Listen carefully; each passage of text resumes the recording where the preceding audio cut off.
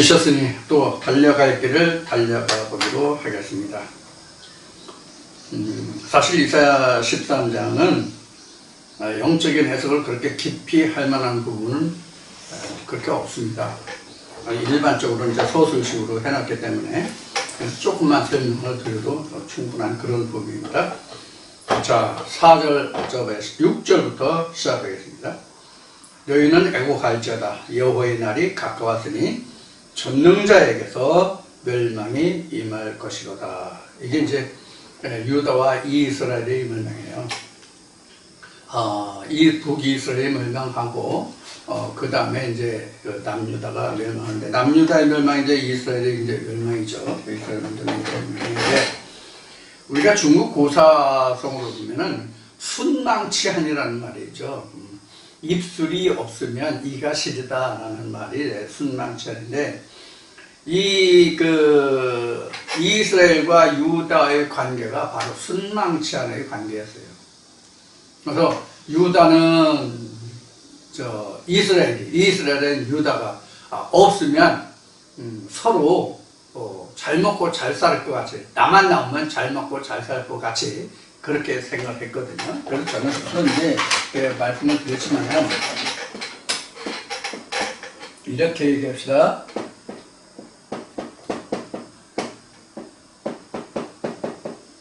여기는 이제 베냐민과 유다 지파죠. 여기는 요셉 지파 므낫세와 에브라임이 이제 주축이에요. 물론 남유다는 그 유다 지파가 이제 주축이죠. 그래서 왕들이 여기서 나왔죠. 이렇게 이제 됐어요. 그래서 사실 이게 형제예요. 내 이웃을 사랑하라, 내 이웃을 내 몸과 같이 사랑하라, 이게 바로 이거거든요. 우리로 보면요, 요게 그때 당시에 북이스라엘 남유다였기 때문에 위치적으로 보면 그 북이 위에고 그 남유다가 이렇게 아래에 있고, 그래서 이제 북남 남북 이렇게 되어 있지만은, 자, 근데 하나님의 홀은 여기에 있었죠. 하나님의 홀은 그러니까 뭐냐면 그 법궤가 유다에 있었잖아요. 이렇게 됐는데, 이게 이제 영의 부분이고 여기가 이제 육의 부분이에요. 우리가 보면은. 그럼 우리도 육이 크지 0이 크지 않잖아요. 그래서 이제 성경에서 보면은 작은 자, 소자 이렇게 나왔죠? 이게 작은 자, 소자예요. 열과 열둘은 물론 이제 절대적인 가치와 상대적인 가치를 제가 여러 번 말씀드렸기 때문에 상대적인 가치와 절대적인 가치를 얘기했는데, 절대적인 가치로 보면 유다가 크지만 상대적인 가치로 보면은 지금 열지파가 크거든요. 실제 백성수가 비교가 안 될 정도로 많으니까. 그래서 오늘날도 세계 열강을 따질 때에 아무리 국가의 GDP가 높고 국민의 소득 수준이 높다 할지라도 파퓰레이션 인구가 적으면 큰 나라에 못 들어가거든요. 큰 나라에 들어가려면 최소 인구가 1억 이상은 돼야 되거든요. 근데 한국은 지금 5,400만, 5,300만 얘기하죠. 그래서 남북 합쳐야만 지금 한 7,000, 8,000 정도 된단 말이에요. 그러니까 1억 이상이 돼야만 강국으로 들어갈 수 있는 인구 파퓰레이션이. 그렇지 않으면 이제 강국으로 들어가지 못해요. 그러니까 이제 경제적인 위치로 보면 남한이 인구가 뭐 5,500이 안 되지만 경제로 뭐 경제 19, 경제 대국에 들어가지만은. 자, 이런 것이 마찬가지로 이런 거란 말이에요. 그래서 이것이 이제 형제예요. 형제. 이런 관계를 놓고 보면, 그래서 요거는 우리의 마음이고 우리 마음속에 자리 잡고 있는 하나님의 요 부분이, 우리 마음속에 하나님이 극히 일부를 찾아버린다고 보면 돼요. 그래서 이 전체를 합하면 각자 나라는 존재가 되죠. 이런 관계를 표현하고 있는 거예요. 그래서 지금 애국을 하는 것은 지금 이 사람들이 똑같이 애국해요. 이제 서로 물고 먹는데 나중에는 서로 해양을 서로 애국하면 뭐 앞에 나왔죠. 서로가 그 원수 지지 않는다는 말 앞에 나왔어요. 자, 원수 지지 않는다는 말은 곧 우리가 그 영과 육이, 즉 말씀 영과 육이 또 한 단계 더 들어가면 본문과 그 말씀이 다 같이 하나가 된다는 뜻도 여기에 들어있는 거예요. 여호와의 날이 가까웠으니 전능자에서 멸망이 임할 것입니다. 이 멸망이라는 것은 두 가지 뜻이 있어요. 우리가 멸망이라고 세상에서 쓰는 멸망이라는 것은 그 존재가 없어짐이잖아요. 존재가 없어짐이잖아요. 그런 멸망이라는 말을 다른 말로 얘기하면 뭐냐면 심판이에요. 그럼 뭐가 없어지겠어요? 죄가 없어지고 하나님의 의가 살아나면 이게 진짜 하나님이 원하시는 심판이고 멸망이에요. 이래서 진치를 하시는 거라고 하나님이. 이것 때문에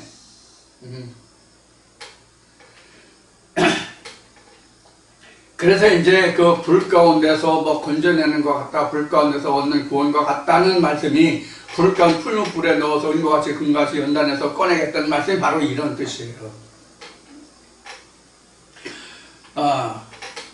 그러니까 여호와의 심판이 이제 가까운 거죠. 멸망이 임할 것이라고 했는데 이는 사실 여호와의 심판이죠. 심판이 가까운 것이라. 7절에 그러므로 모든 손이 피곤하며 각 사람의 마음이 녹을 것이라. 그들이 놀라며 괴로움과 슬픔에 잡혀서 임산한 여자같이 고통하며 서로 보고 놀라며 얼굴은 불꽃 같으리로다. 이렇게 되세요. 그런데 여기서 사실은 임산한 여자가 고통을 받는 건 아니죠. 임산한 여자가 고통을 받는 게 아니죠. 해산하는 여자가 사실은 고통을 받는 거지. 임산한 그 자체가 고통은 아니잖아. 몸을 조심해야 악이 나지. 그렇죠? 임산을 했으면, 즉 내가 아기를 가졌으면, 잉태를 했으면 우리 뭐라 그래 그거 태교라고 그러지. 태교를 하기 위해서 몸가짐은 조심해야 되지만 그 자체가 고통은 아니거든. 그럼 임산한 여자가 고통을 받는다는 얘기는 뭐냐면 해산이거든요. 자, 그러면 여기서 임산한 여자같이 고통하며라는 것은 뭐냐면 이 임산이라는 것은 죄를 임산한 거예요. 죄를 얘기하는 거예요. 이스라엘 백성과 유다 백성의 죄를 얘기하는 거예요. 그 죄를 임산했으니 그 죄를 해산하기 위해서 하나님 뭘 하는 거예요? 지금 바벨론이라는 나라를 들어서 유다와 이스라엘을 지금 징치하시는 것이거든요. 그러니까 여기서 이제 고통이라고 한 거예요. 해산의 고통이죠, 결국은. 여기서 이제 그 디모데전서는 어디 보면 여자가 정죄를 이렇게 해산함으로 구원을 얻는 말씀이 나오죠. 여기서 창세기 3장은 여자가 잉태의 고통을 당한다는. 왜 잉태하는데 고통이 있냐? 우리가 인간적으로 보면 잉태의 고통이 있어요, 없어요? 잉태의 고통 없어요. 해산의 고통이 있어도. 그럼 왜 잉태의 고통이 있느냐? 해산을 먼저 해야 되거든. 해산을 먼저 해야만 잉태할 수 있다. 즉 그릇이 차 있으면 다른 것을 부을 수 없잖아. 그릇을 비워야만 다른 물건을 채울 수 있잖아. 그러니까 그 그릇을 비우는 것이 해산이라고. 그 그릇을 채운 것은 임산이고. 그래서 해산하기가 해산하기가 어렵기 때문에 잉태하기가 어려운 거라고요. 우리가 그 좋다는 그 남녀 간의 그 사랑이 그 가장 거리낌을 받는 게 뭐예요? 그 아름다운 사랑이라고 하는 그 남녀의 그 교합이 가장 걸림돌이 되는 게 뭐냐고. 잉태잖아, 잉태될까봐. 그래서 젊은 애들이 잉태될까봐 그 피임을 하고 성생활을 하잖아요. 근데 무슨 잉태가 고통이냐고. 자, 그래서 우리가 같은 성경에서 사용하는 말의 뜻이 무엇을 두고 하는 말인지를 성경 전체를 살펴보면 우리가 알 수 있어요. 여기서 임산한 여자가 고통을 당한다는 이 뜻이 무엇인가 하는 것도 그런 의미에서 여러분들에게 부가적인 설명을 드린 거예요. 그러니까 우리가 임산한 것이 없으면 전쟁이 없어요. 임산한 것이 없으면 전쟁이 없다고, 즉 고통이 없다고. 임산한 것이 없는데 하나님으로부터 내가 이렇게 전쟁을 치를 필요가 없잖아. 자, 놀라면 얼굴은 붉은 불꽃 같으려다. 그 뭐냐면 사람이 힘들고 어렵고 어떤 고통과 고난 중에 있으면 사람이 상계되고 막 열이 나고 뭐 어렵고 힘든 그런 처지잖아요. 그런 것을 여기서 이제 묘사한 것이 바로 얼굴이 뭐 불꽃같이 이렇게 이제 설명한 거고요.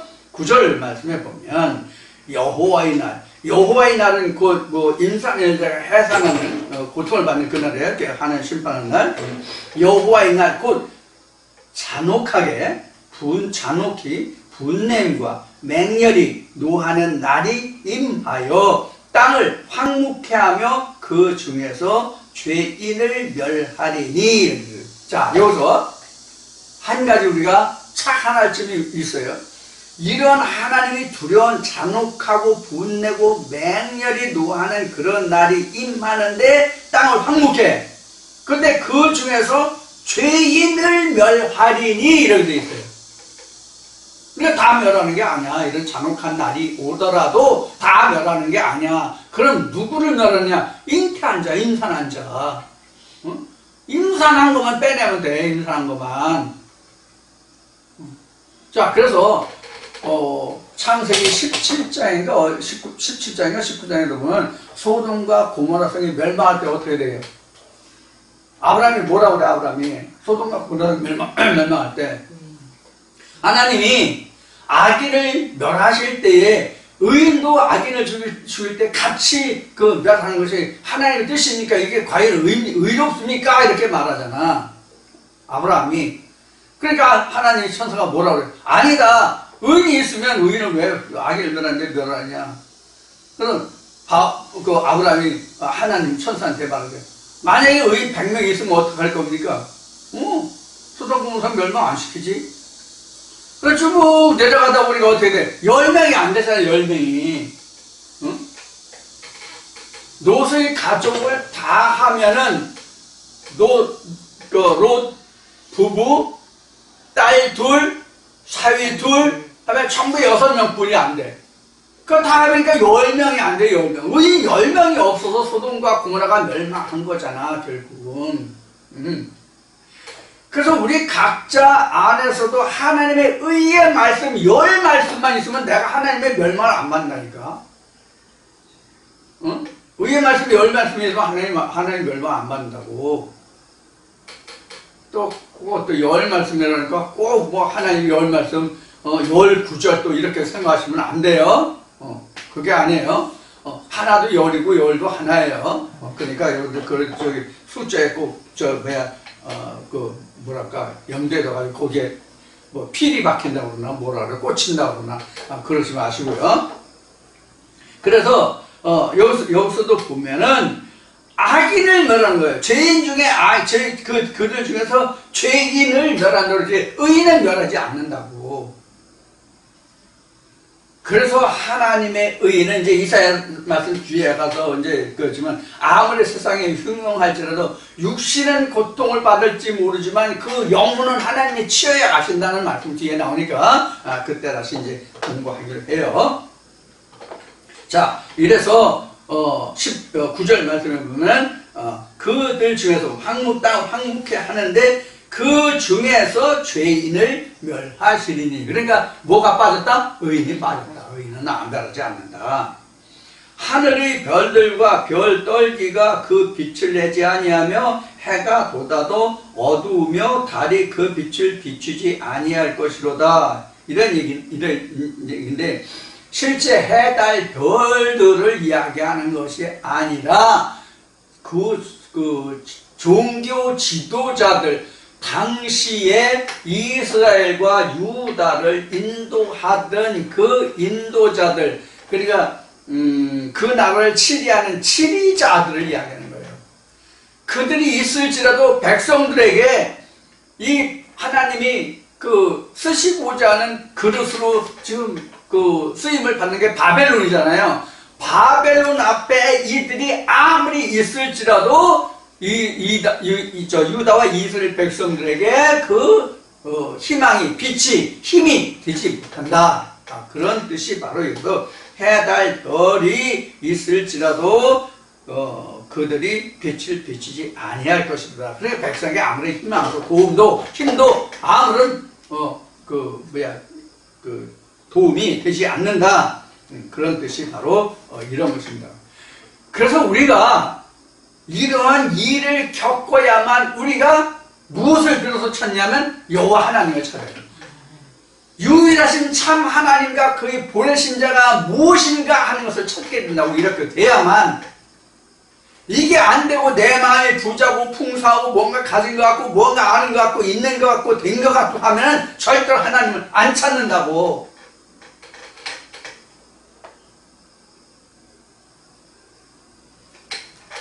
그런 의미가 여기 지금 10절에 기록된 말씀이에요. 11절, 내가 세상의 악과 악인의 죄를 벌하며 교만한 자의 오만을 끊으며 강포한 자의 거만을 낮출 것이며, 이렇게 되세요.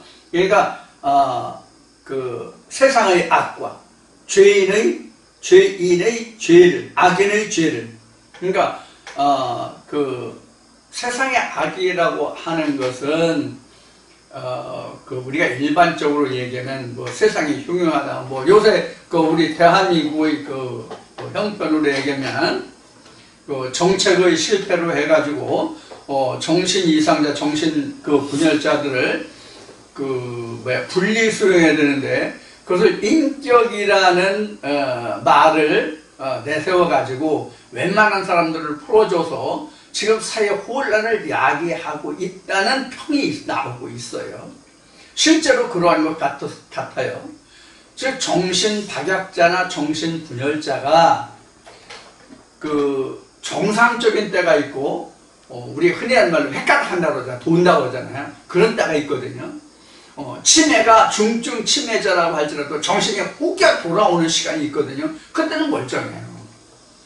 그러니까 그런 것들을 우리가 착각해서 이게 정신분열증 이상자를 우리가 색출해낸다고 하는 것은 정신건강 전문자라고 할지라도 상당히 그 어려운 부분이라고 하는 이야기를 들은 적이 있어요. 사실상 그 분야에 대해서 전혀 문외한이기 때문에 자세한 것은 말할 수 없지만 여하튼 들리는 바에 하면 그래요.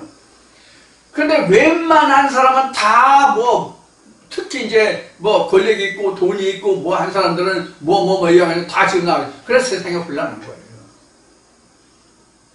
동서고금을 통해서 어느 사회든지 간에 사회의 정상적으로 돌아가기 위해서는 격리시킬 자들이 있단 말이에요. 지나치게 격리를 시키면 그거는 그 인권에 그 문제가 있겠지만은 정상적인 상태로 분류해서 거기에 불법이 개입되지 않고, 어떤 정치인 같이 자기 가족을 정신병자로 몰아가지고 이렇게 일부러 하는 것 외에는 만으로 하는 것 외에는 정상적인 상태로서의 격리시켜야 할 자들은 격리시켜야 되는 거예요. 그렇지 않으면 여기 있는 바와 같이 악인과 이런 것이 나오잖아요.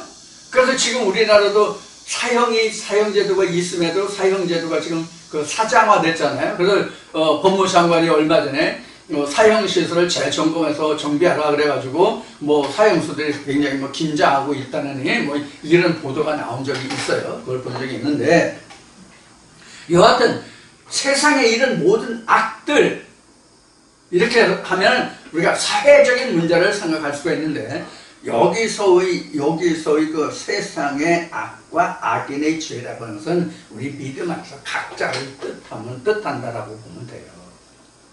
내가 온전하면 세상의 악과 내가 상관이 없는 거잖아요. 그런 의미에서 지금 11절에 기록된 이 말씀을 여러분들이 이해하시면 될 겁니다. 그래서 12절에 내가 사람을 정금보다 희소하게 하며 오빌이 순금보다 희귀케 하리로다. 여기서 내가 사람을 정금보다 희소하게 하며 오빌이 정금보다 희귀케 한다는 뜻은 실제로 사람이 없어서 이렇게 희귀하다는 뜻이 아니에요. 우리가 이제 성경에서 사람 나오잖아요. 좀 지워야 되겠네. 성경에서 사람이라는 말이 나와요. 우리는 성경에서 사람이라는 말만 우리가 사람인 줄 알고 있는데, 이 아담이라는 말이 사람이에요.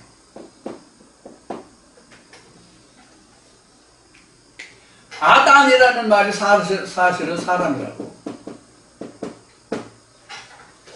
근데 아담이 둘이잖아. 아담이 하나만이 아니거든. 고전 15장으로 얘기하면 첫 아담과 마지막 아담이 있잖아. 마지막 아담이 있잖아. 이 둘 다 사람이에요. 사람은 사람 똑같은 사람이야.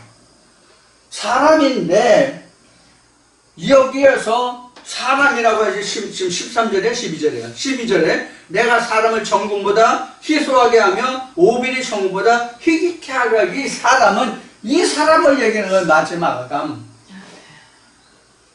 이 사람이 희귀하단 말이에요. 이 사람이 세상 사람이 희귀한 게 아니에요. 무수한 사람들이 있어요.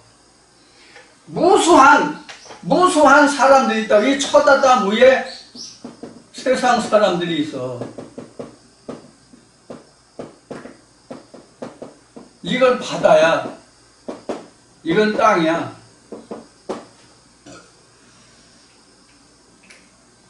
그럼 여기는 어디야? 이건 가나안이야. 이렇게 보면 돼. 물론 가나안도 다 가나안은 아니지만 이제 조금은 일반적으로 이제 크게 나누면 있단 말이야. 그럼 여기에서 이렇게 오고 여기에서 이렇게 변화되는 거거든. 그러면 여기에서 오는 이런 뜻이 어디에 들었냐면 창세기 2장 7절에 보면은 그 흙으로 사람을 짓고 그 생기를 불어넣으니 뭐가 됐다? 생명이 됐다. 이렇게 나오잖아요. 여기서 이 사람이라는 뜻이 바로 여기에서라는 뜻이거든요. 아파르, 민, 아다마. 여기는 아다마라는 말이에요. 여기는 아다마. 이건 아파르고. 아파르는 영어로 얘기하면 더스트예요. 이거는 그라운드라는 뜻이고. 그러니까 무수한 사람들 중에서 먼지, 티끌 같은 하나를 불러서 이게 첫 아담이라고. 그래서 한 사람으로 인하여 죄가 들어오고 한 사람으로 인하여 많은 사람들이 구원 온다라고 한 거예요. 그래서 성경이 말하는 사람은, 성경에서 말하는 사람은 뭘 얘기하냐면 예수만 사람이야. 그래서 성경엔 사람인 예수 이렇게 나오고요. 사람인 예수. 예수만 사람이야. 그래서 하나님이 천지 창조를 하셨다. 그 사람은 예수를 창조하셨다 이 뜻이야. 예수를 창조했다는 뜻이에요. 예수를 창조. 그 하나님의 말씀을 육신을 입어서 육신의 껍데기를 벗겼을 때 온전한 하나님의 말씀으로 남은 자가 예수야. 이런 과정을 지금 이야기하고 있어요. 그래서 여기서 사람이 희소하다는 얘기는 바로 마지막 아담, 장미에서 살려주는 영이 돼서 마지막 아담으로 남을 자가 심히 적다는 뜻이에요. 그게 희소하다. 오빌이 이때 당시에 오빌의 금이 아마 가장 귀했던 모양이죠. 그래서 한 예를 들었을 뿐이에요. 그래서 우리가 정금보다 귀하다. 불가신과 같이 풀을 뿌려 넣어서 우리를 정금같이 나오리라 한 말씀이 바로 이런 거다. 이게 그 욥기서에 나오나? 정금같이 나온다가? 바로 그런 이제 의미를 가지고 있는 거예요. 실제로 뭐 여기서 세상의 사람이 이렇게 희소하다는 의미가 아니에요. 그래서 성경에 이미 앞에 이사야 말씀에서도 나왔지만 하나님의 백성은 어린아이라도 그렇게 세울 수 있다는 4-5개 물이 안 된다는 그런 말씀이 앞에 나왔죠. 바로 그와 같은 거예요. 그렇게 하나님의 사람이 귀하다는 뜻이에요. 진짜 하나님의 사람, 하나님이 말씀하시는 사람, 세상이 보는 사람이 아니라 하나님이 보시는 사람. 13절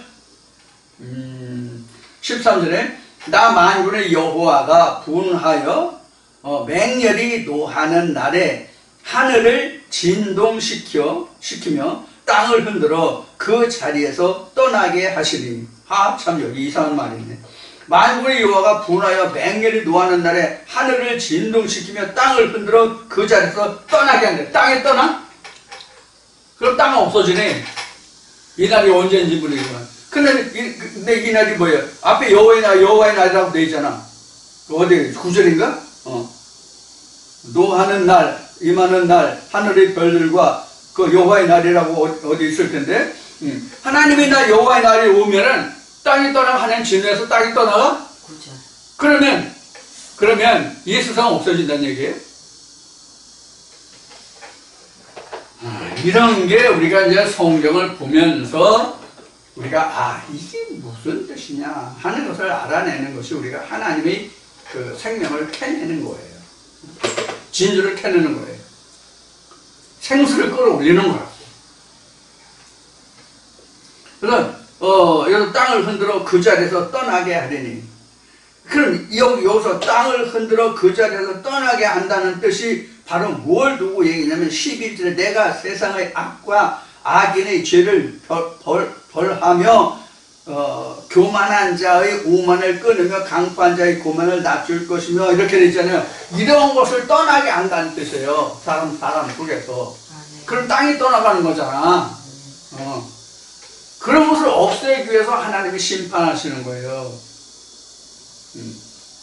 자, 그래서 14절은 그들이 쫓긴 노루나 모으는 자, 그들이 쫓긴 노루나 그들이 쫓기는 그걸 쫓겨는 노루인데 모으는 자 없는 양같이 각기 동족에로 돌아가며 본향으로 도망할 것이나 만나는 자는 창에 찔리겠고 잡히는 자는 칼에 엎드러지겠고 그들의 어린 아이들은 그 목전에 메어침을 입겠고 그 집은 노략을 당하겠고 그 아내는 욕을 당하리라 이렇게 되죠. 자 여기 보면 참 참혹한 얘기죠. 이 상태가. 자 봅시다. 왜 참혹한지. 쫓기는 자인데 모으는 자 없어. 양같이 각기 동족에로 돌아간다. 그럼 목자가 없다는 얘기예요. 양같이 각자 돌아가는 모으는 자가 없다는 얘기는 목자가 없다는 얘기예요. 그래서 양같이 각기 동족에게로 돌아가며, 그러니까 유다는 유다대로 이스라엘은 이스라엘도 돌아가 보니 다 똑같은 거잖아. 그러니까 어떻게 되겠어? 거기 말씀에 기록된 마치 만나는 자는 창에 찔리겠고 잡히는 자는 칼에 엎드리겠고 이렇게 창과 칼. 자기가 믿고 의지하는 걸 다시 찔리고 죽는 거야. 그래서 악인만 앞에 멸한다고 돼 있는 거야. 그래서 악인만.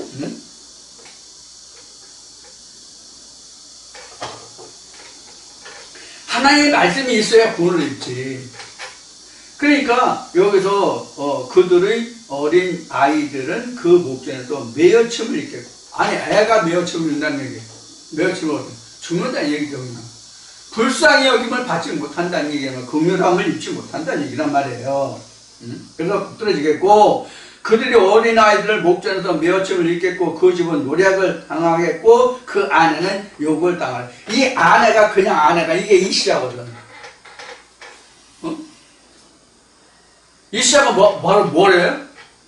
바울이 갈라디아 4장에서 언급한 부분 언약이거든. 언약. 사람마다 자기가 교회를 다녔으면 교회 다닌 나름대로의 언약이 있다고. 언약이라는 것을 다른 말로 얘기하면 뭐가 희망이라는 게 있었단 말이야. 소망이라는 게 있었다고. 내가 어떻게 될까라는 희망과 소망이 있었잖아. 이게 기쁨이었잖아. 기쁨이고 즐거움이었잖아, 이게. 예? 근데 이런 것이 다 없어진단 말이야, 이게. 그러니까 어린아이에 매침을 당하는 것 같고, 그 다음에 노략질 당하는 것 같고, 그 정도 노략질하고, 그 안에는 욕을 당한다. 사실 이게 우리가 욕을 당한다는 얘기가 힘들고 어려운 일을 당한다 이 뜻이 이제 우리가 욕을 당한다. 우리가 이렇게 이제 사전적인 의미를 쓰고 있는데 이 욕을 당한다는 이 원뜻은요, 한문이 말하는 이 욕을 당한다는 원뜻은요, 여자가 여자의 성기가 유린을 당한다는 얘기예요. 여자의 성이 유린을 당한다 이 뜻이 욕을 당한다는 뜻이에요. 욕받다. 우리 내가 어렸을 때, 시골에서 지금 이제 고향에 와 있지만, 시골 살 때 옛날에 어른들이 힘들고 어려운 일을 당해냈을 때는, 그런 일이 치러졌을 때는, 너 그동안 일본에 나오고 너 욕받다, 힘들다, 이런 뜻을 쓰지만, 그 욕받다는 얘기가요, 사실 따지고 보면 방금 말씀드린 바와 같이 강간당했다든가 성을 유린당했다든가 하는 원뜻이 욕받다예요. 참고적으로 말씀을 드렸고요. 그래서 우리가 여기서 안에는 욕을 당하리라는 것은 우리의 언약이 그만큼 곤고함, 어려움을, 순환을 겪었다는 뜻이에요. 왜? 하나님의 의에 이르지 못했습니까? 그런 뜻이 바로 여기에 있습니다. 자, 이런 상태에서 지금 여기 보면, 여기까지 지금 16절까지 보면은 지금 13장 1절에서 바벨론에 대하여 받은 경고라. 즉 바벨론의 경고인데 따지면 바벨론의 경고가 아니라 유다와 이스라엘 경고고, 바벨론은 지금 하나님의 들어쓰는 도구 막대기로 되어 있단 말이에요. 자, 그러면 1절에서 아모스의 아들 이사야가 받은 그 경고는 어디서부터 나오냐면 16절부터 나와요. 16절부터 나와요. 지금은 바벨론과 유다와 이스라엘이 겪어야 할 그 상관관계가 기록되어 있다면 16절에 17절부터는 17절부터는 이제 왜 바벨론에 대한 경고냐 하는 것이 나와요. 왜 바벨론에 대한 경고가 되는가 하는 것을 조금 살펴보고 마치기로 하겠습니다. 17절 말씀 보라, 은을 돌아보지 아니하며 금을 기뻐하지 아니하는 메대 사람을 내가 격동시켜 그들을 치게 하리니, 이렇게 나왔죠. 17절에. 그러면 이 17절에 나오는 이 말씀을 유추해서 이것을 뒤집어 보면, 반대로 보면 이 바벨론은 무엇을 좋아한다는 말이 나와요. 은을 좋아하고 금을 좋아한다는 말이 여기에 포함되어 있잖아. 그러니까 뇌물을 써가지고 되지 않는다, 이런 뜻이 지금 17절에 보면 은을 돌아보지 아니하며 금을 기뻐하지 아니한다는 말이거든요. 그런 나라가 어디야? 메대야. 이 메대는 뒤에 나오는 바사하고 같이 연합해서 바벨론을 멸망시키고 다시 세계 제국으로, 열국으로 서는 그런 나라거든요. 바벨론이 끝나고 거기에 이제 등장하는 나라가 바로 메대와 바사예요. 메대 사람을 내가 격동시켜 그들을 치게 하리니, 이게 경고예요. 어디를 친다요? 그들 바벨론을. 예루살렘과 즉 유다와 이스라엘의 막대기로 몽둥이로 사용했던 바벨론을, 메대 사람을 일으켜서 그들을 친다. 이게 경고라고 여기서부터. 그래서 격동시켜 그들을 치게 하리니 메대 사람이 활로 청년을 쏘아 죽이며 태의 열매를 긍휼히 여기지 아니하며 아이를 가정히 보지 아니하리라. 가석히 보지 아니하리라. 열국의 영광이요 갈대아 사람이 살아가는 놀이개가 된 바벨론이 하나님께 멸망을 당한 소돔과 고모라 같이 되리니 그곳에 처할 자가 없겠고 거할 자가 없겠고 처할 자가 없겠고 거할 사람이 대대에 없을 것이며 이렇게 들어요. 그러니까 그 바벨론의 멸망을 얘기하죠. 바벨론의 멸망은 그 13장 시작할 때 그 다니엘서를 인용해서 그 느부갓네살 왕 말년에 그가 어떻게 그 하나님께 증거를 받았는지 그 얘기를 했죠. 들에 쫓겨나가지고 뭐 짐승같이 살았던 그 얘기를 잠깐 했는데 바로 그러한 것을 여기서 이야기하고 있습니다. 자, 그냥 본문을 우선 쫙 다 끝까지 다 봉독한 다음에 나머지 부분은 다음 주에 좀 보충 설명을 하면서 14장에 넘어가기로 하겠습니다. 그래서 지금 이 바벨론, 소돔과 고모라와 같이 되게 한다는 거예요. 바벨론을. 그래서 바벨론이라는 다시 나라가 일어나지 않았죠. 지금까지도요. 바벨론. 그곳에 처할 자가 없겠고 거할 사람이 대대 없을 것이며 아라비아 사람도 거기 장막을 치지 아니하며 목자들도 그곳에 그 양떼를 쉬게 하지 아니할 것이며 오직 들짐승들이 거기 엎드리고 부르짖는 짐승이 그 가옥에 충만하여 타조가 거기 깃들이며 들양이 거기서 뛸 것이요 그 공성에는 시랑이 부르짖을 것이요 화려한 전에는 들깨가 있을 것, 들깨가 울 것이라. 그 때가 가까우며 그 날이 오래지 아니하리라. 이렇게 되죠. 그래서 바벨론의 멸망을 지금 예고하고 경고하고 그들이 어떠한 상태가 될 것이다. 이렇게 설명을 하고 있습니다. 자, 이 나머지 부분은 다음 주에 여러분들과 함께 보충을 하면서 말씀을 14장으로 이어가기로 하고 오늘은 여기서 전부 마치기로 하겠습니다. 자, 오늘 여러분들 수고가 많으셨고요. 오늘도 구독을 안 하신 분은 구독을 좀 꼭 해주시고요. 꼭 편마다 말씀을 보실 때 좋아요를 꼭 눌러주셔서 많은 사람들이 이 말씀을 들을 수 있는 기회를 접할 수 있도록 많이 도와주시기를 바라고 건강한 모습으로 다음 주에 다시 뵙기를 원합니다. 감사합니다.